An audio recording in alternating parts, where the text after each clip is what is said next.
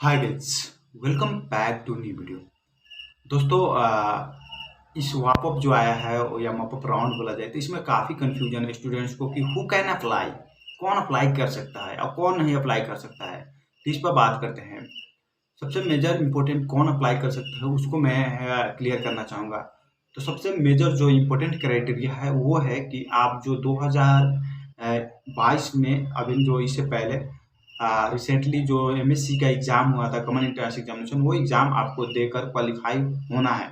अगर आप देकर क्वालिफाई हुए हो, आपको पास लिस्ट में आया है, तो उसके बाद ये सारे जो कंडीशन मैं बता रहा हूँ वो लागू होता है। सबसे पहले मेजर यही है, अगर आप नहीं दिए तो पहले ही आउट हो गए, इसमें कोई प्रॉब्लम वाली बात नहीं है, आगे की प्रोसीजर के लिए जानने की कोई भी ज़रूरत नहीं है।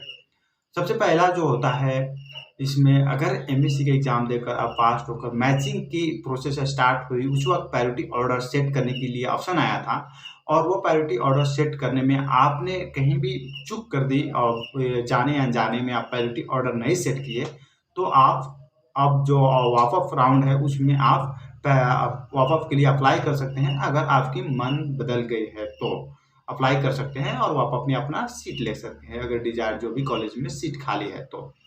और में आते हैं, जैसे कि 1 नंबर की हो गई सब क्राइटेरिया, 2 नंबर में सब क्राइटेरिया और में आते हैं।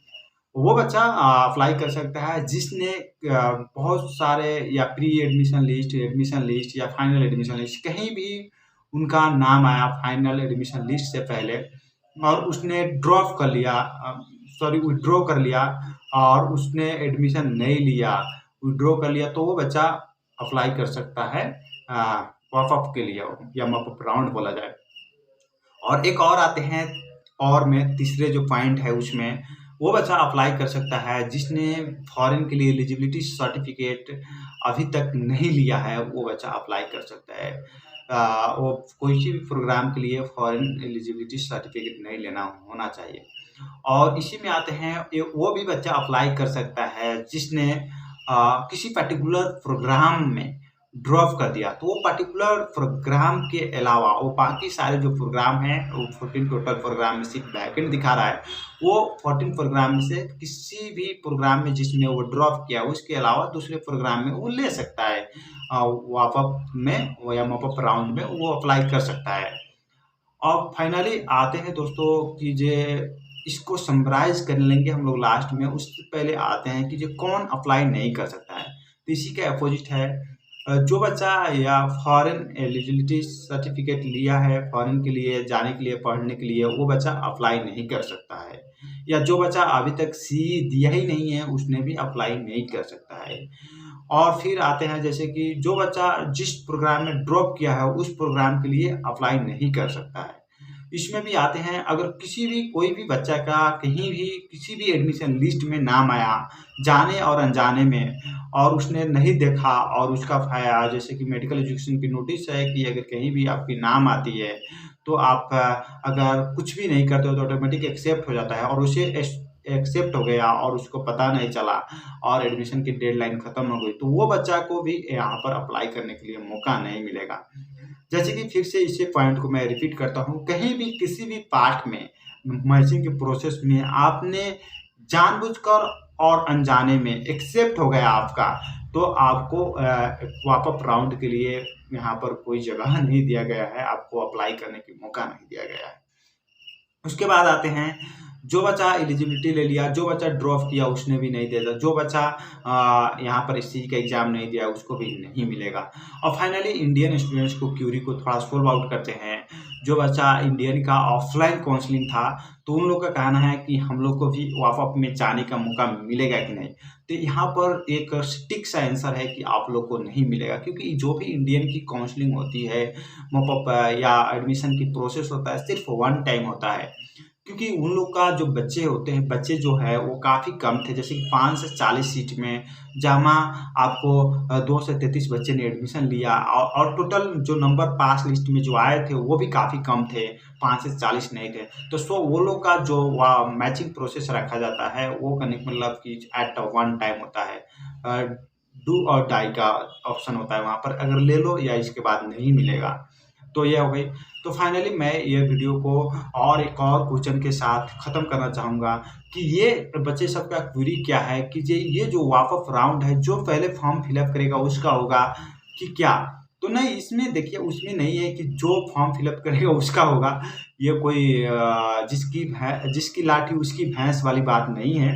यहाँ पर ये है जिसका रैंक अच्छा आया होगा उसको पहले फर्स्ट प्रायोरिटी दिया जाएगा। उसके बाद जैसे रैंक वाइज़ बोल सकते हैं, रैंक वाइज़ जिसका रैंक कम उसको बाद में फिर जितने ज़्यादा रैंक उतने लेट उसको वापस में एंट्री मिलेगा, वहाँ पर ऑफलाइन वर्ज़न है।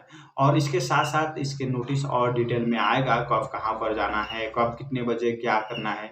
सबसे पहले आप अगर वापस में इंटरेस्टेड हैं और आप सारे क्राइटेरिया फुलफिल कर रहे हैं, एक बार मैं क्राइटेरिया को फिर रिपीट कर रहा हूँ। जैसे कि वो बच्चा अप्लाई कर सकता है जिसने सी एग्ज़ाम दिया है और उसने प्रायोरिटी ऑर्डर सेट करना भूल गए। वो बच्चा एक से अप्लाई कर सकता है जिसने सी एग्ज़ाम दिया है और उसके बहुत सारे प्रायोरिटी ऑर्डर सेट करने के बाद मैचिंग प्रोसेस में बहुत सारे फील्ड में उनका नाम आया और वो फाइनली कहीं भी विथड्रॉ कर लिए, जहाँ भी आया उन्होंने विथड्रॉ कर लिए। वो बच्चा अप्लाई कर सकता है जिसने सी एग्ज़ाम दिया है और उसका नाम ही अभी तक कोई भी लिस्ट में नहीं आया है, कोई भी एडमिशन या प्री एडमिशन लिस्ट में नहीं है, वो अप्लाई कर सकता है। वो बच्चा अप्लाई कर सकता है जिसका नाम आया है और विथड्रॉ ये वो किया लेकिन अभी तक उसने एलिजिबिलिटी सर्टिफिकेट नहीं लिया है फॉरेन स्टडी के लिए। वो बच्चा अप्लाई कर सकता है उस पर्टिकुलर प्रोग्राम के अलावा जिसमें उसने ड्रॉप किया है और लेकिन उसी एग्ज़ाम देकर क्वालीफाई किया है, तो बाकी सारे के लिए अप्लाई कर सकता है। वो बच्चा अप्लाई नहीं कर सकता है जिसने जाने-अनजाने में उसका नाम आ गया और उसने विथड्रॉ करना या ड्रॉप करना था, लेकिन उसने कुछ भी नहीं किया, ऑटोमेटिकली उसका एक्सेप्ट हो गया और उसने एडमिशन भी नहीं लिया, तो वो बच्चा अप्लाई नहीं कर सकता है। वो बच्चा अप्लाई नहीं कर सकता है जिसने अभी तक सी एग्ज़ाम ही नहीं दिया है। वो बच्चा अप्लाई नहीं कर सकता है जिसने सी एग्ज़ाम तो दिया लेकिन फाइनली उसने एलिजिबिलिटी सर्टिफिकेट ले लिया फॉरेन स्टडी के लिए। वो बच्चा अप्लाई नहीं कर सकता है जिसने सी एग्ज़ाम तो दिया और उसको नाम लिस्ट में आया और उसे पता ही नहीं चला, उसका ऑटोमेटिकली एक्सेप्ट हो गया और उसने एडमिशन भी नहीं ले पाया क्योंकि उसे पता ही नहीं था, तो वो बच्चा भी अप्लाई नहीं कर सकता है। वो बच्चा जो फॉरेन की कैटेगरी में बिलॉन्ग करता है, किसी भी रीजन से उसका एडमिशन नहीं हुआ, वो फॉरेन कैटेगरी वाला नहीं अप्लाई कर सकता है। वो बच्चा अभी तक सी एग्ज़ाम ही नहीं दिया है, तो वो कभी भी इसमें वो अप राउंड या अप राउंड में नहीं अप्लाई कर सकता है। Okay guys, see you in next video और बेस्ट ऑफ लक जो भी अप्लाई कर रहा है। और जाते-जाते बता दें कि इस पूरे ट्रांसपेरेंट है, बहुत सारे क्वेरी होते हैं स्टूडेंट्स की और पेरेंट्स की, अगर कुछ सेटिंग से हो जाए तो क्या? तो इस तरह की कोई भी सेटिंग नहीं है, तो आप बिल्कुल निफ़िकिर रहिए सेटिंग के मामले में, कोई सेटिंग इसमें नहीं है। मेडिकल एजुकेशन पूरी ट्रांसपेरेंसी के साथ काम कर रही है, तो आप बिल्कुल ट्रांसपेरेंट रहना चाहिए और best of luck for your वाप अप राउंड। और मैं आशा करता हूँ आपको बेस्ट से बेस्ट कॉलेजेस आपकी चॉइस की कम से कम नज़दीकी वाला कॉलेज मिले ताकि आप बिल्कुल निफ़िकिर होकर पढ़ पाएँ। Best of luck.